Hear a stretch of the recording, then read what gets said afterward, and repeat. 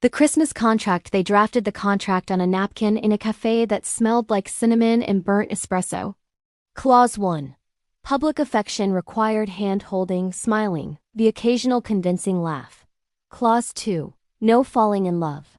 Clause 3. The contract expires at midnight on December 26th. Mara wrote her name first.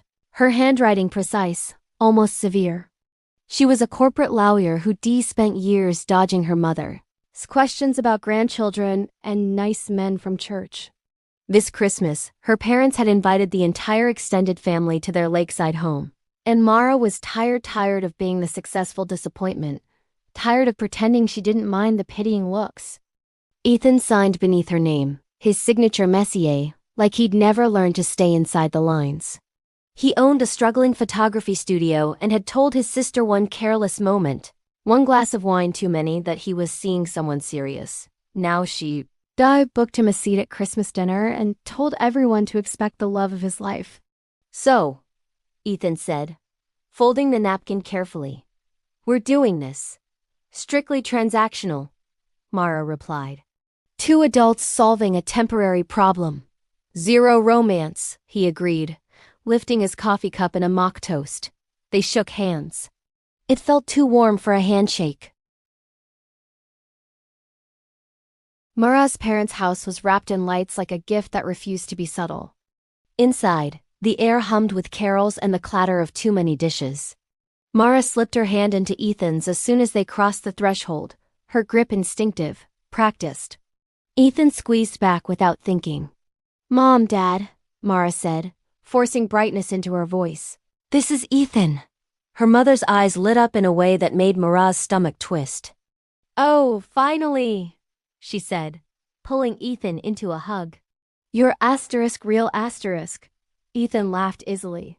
Charmed everyone within 10 minutes. He complimented the decorations, offered to help in the kitchen, remembered names. Mara watched him from across the room, surprised by the way he fit like he'd always belonged there. They played their roles well. Too well. Ethan leaned close during dinner, whispering jokes only Mara could hear. Mara touched his arm when she laughed, resting her head briefly against his shoulder as if it were natural.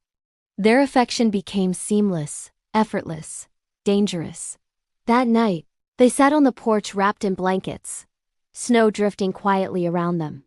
The lake was frozen solid, moonlight shimmering across its surface. We should pull back a bit, Mara said softly. We're overselling it.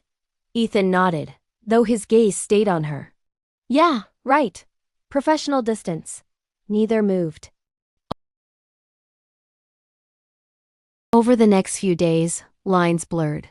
They baked cookies at midnight, flour on their hands and sugar on their lips.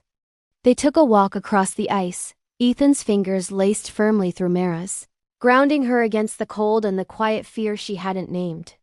They shared stories they hadn't planned, to his fear of failure, her exhaustion from always being strong.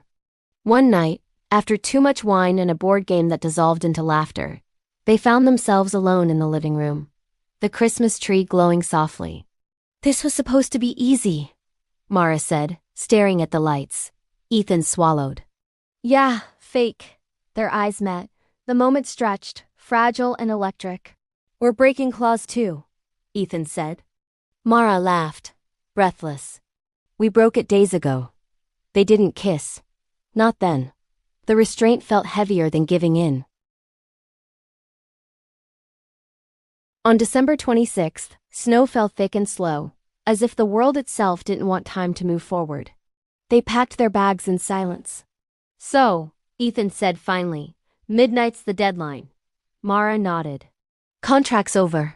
They stood in the doorway, hands at their sides, pretending this was just an ending and not something else entirely. This was fun, Mara said, hating the word. Ethan smiled sadly. Yeah, very professional. She reached for the napkin contract in her coat pocket, now creased and worn. She unfolded it, stared at the ink. We never added a clause about what happens if the contract fails, she said. Ethan's eyes softened. What do you suggest? Mara tore the napkin in half. Then she kissed him slow, certain, real. Outside, The lights blinked against the snow. And inside, two adults stopped pretending.